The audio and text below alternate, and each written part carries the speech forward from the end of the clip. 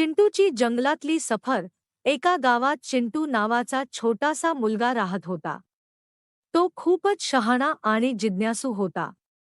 एके दिवशी त्याने ठरवलं की जंगलात फिरायला जावं.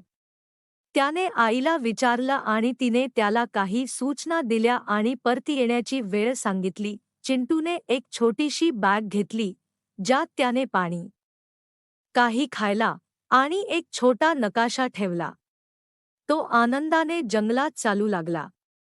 चालता चालता त्याला वेगवेगळी फुलं, झाडं आणि पशुपक्षी दिसले. अचानक चिंटूला एक लहानसा हरणाचा पिल्लू दिसला, जो जखमी झाला होता.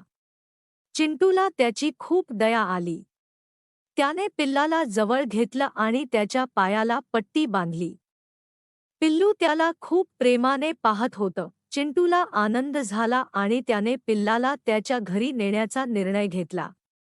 ते दोघेही हळूहळू घरी आले.